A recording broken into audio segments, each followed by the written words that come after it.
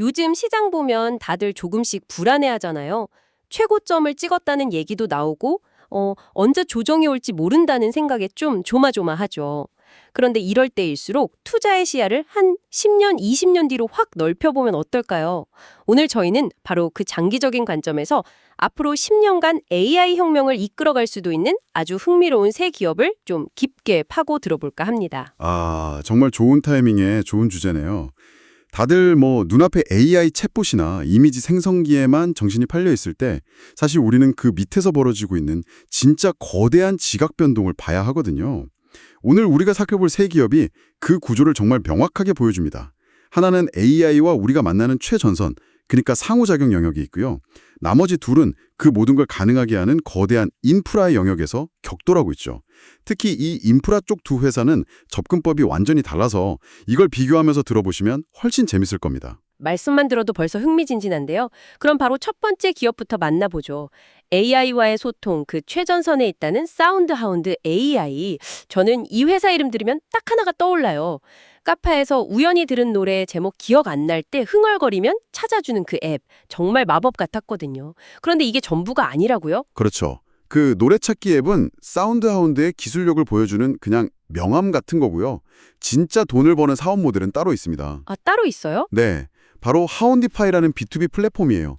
쉽게 말해서 다른 기업들이 구글이나 아마존 같은 빅테크에 의존하지 않고도 자신들만의 음성 AI 비서를 만들 수 있도록 기술과 도구를 빌려주는 사업입니다. 아, 그러니까 자동차 회사나 레스토랑이 헤이 구글 대신에 헤이 현대나 안녕 오호피자 같은 자체 음성 비서를 만들고 싶을 때 찾는 곳이군요. 바로 그겁니다. 이게 왜 중요하냐면요. 데이터 주권이라는 아주 민감한 문제랑 연결이 되거든요. 데이터 주권이요? 네, 스텔란티스 같은 자동차 회사를 한번 생각해 보세요. 운전자가 차 안에서 나누는 모든 대화, 모든 목적지 검색 기록이 전부 구글 서버로 넘어간다? 와, 생각만 해도 좀 아찔한데요. 그렇죠. 고객 데이터는 미래의 석유인데 그걸 경쟁사가 될 수도 있는 빅테크에 넘겨주고 싶을 리가 없죠.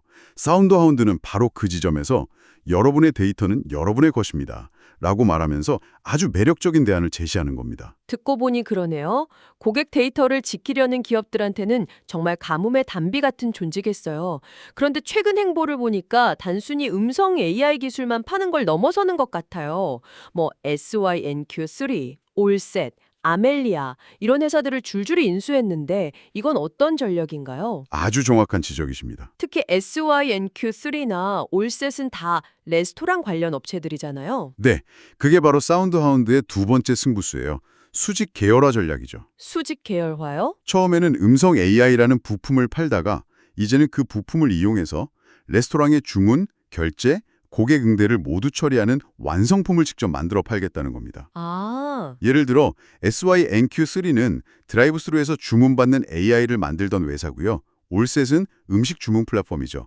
이 회사들을 인수하면서 사운드하운드는 레스토랑이라는 특정 시장의 A to Z를 장악하는 AI 운영체제가 되려는 야심을 드러낸 거죠. 와, 이건 생각보다 판이 훨씬 크네요. 근데 이런 전략은 엄청난 리스크를 동반하지 않나요? 기술도 다르고 문화도 다른 여러 회사를 인수해서 하나처럼 움직이게 만드는 게 이게 보통 일이 아닐 텐데요. 당연히 그렇습니다.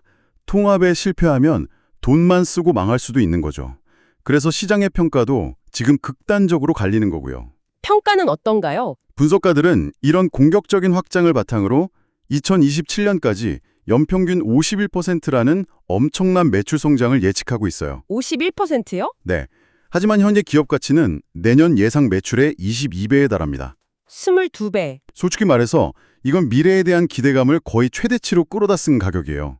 말씀하신 대로 통합 과정에서 작을 잡음이라도 생기거나 AI 챗봇이 인간을 대체하는 속도가 시장 기대에 못 미치면 주가는 순식간에 무너질 수 있습니다.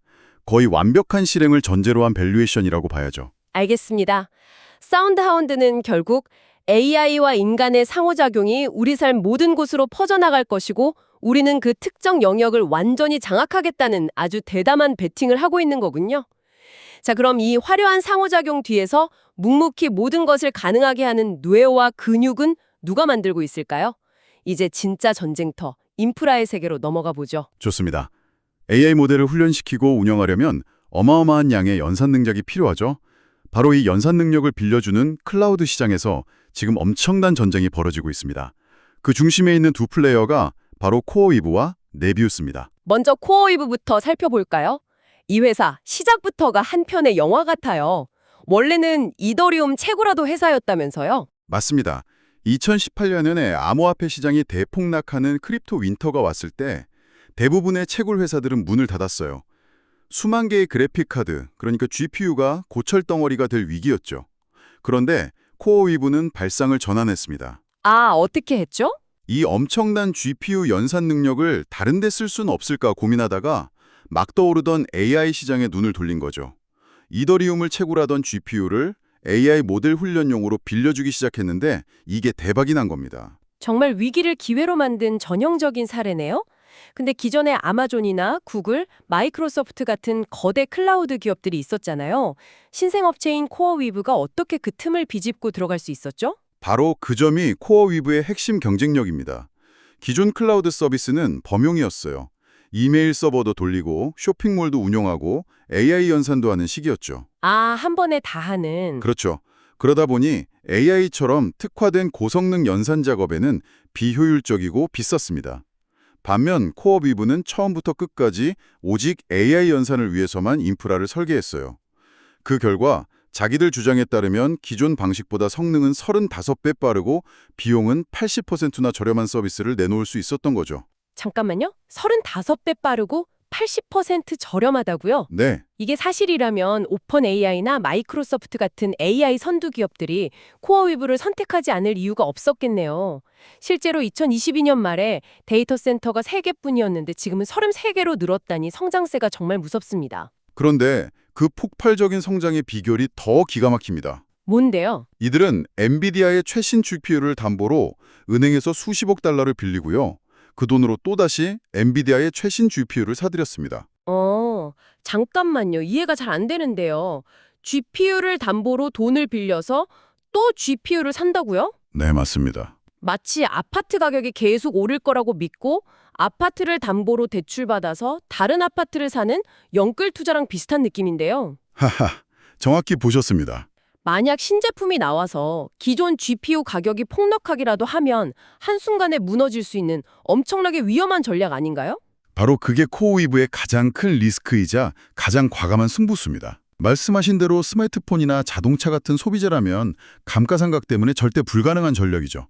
하지만 코어위브는 AI 연산에 대한 수요가 너무나 폭발적이어서 구형 GPU조차도 상당 기간 높은 가치를 유지할 거라고 베팅한 겁니다. 아, 그리고 그 베팅은 지금까지는 완벽하게 성공했죠.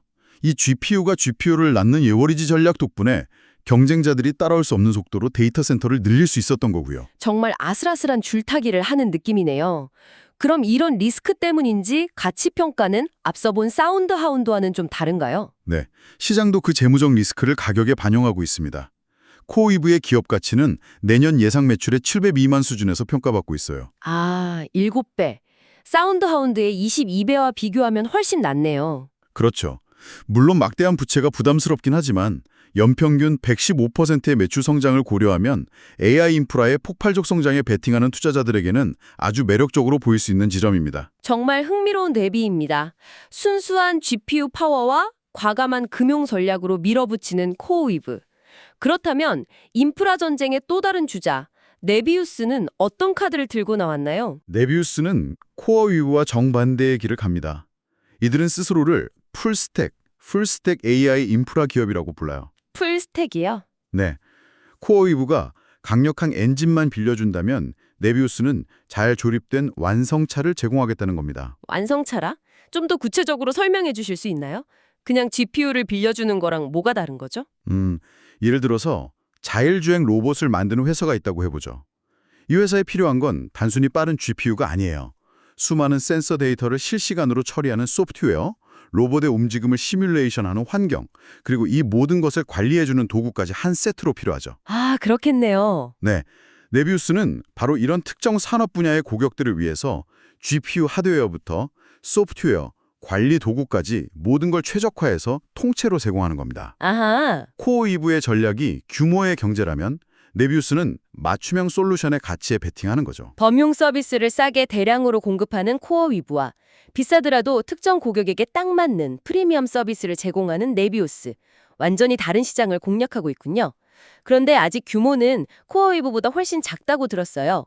핀란드의 데이터 센터가 하나뿐이라면서요. 맞습니다. 규모 면에서는 아직 비교가 안 되죠. 하지만 최근 마이크로소프트와 메타라는 거물들과 수십억 달러 규모의 장기 계약을 맺으면서 시장을 깜짝 놀라게 했습니다. 와, 이걸 발판으로 2027년까지 예상되는 연평균 매출 성장률이 무려 302%입니다. 잠깐만요. 302%요? 연평균이요? 네, 302%요. 제가 잘못 들은 거 아니죠? 이건 뭐 성장률이라고 부르기도 민망할 정도로 비현실적인 숫자인데요. 도대체 시장은 이 회사에 뭘 보고 이런 말도 안 되는 기대를 하고 있는 거죠? 바로 그 맞춤형 솔루션의 잠재력에 열광하는 겁니다.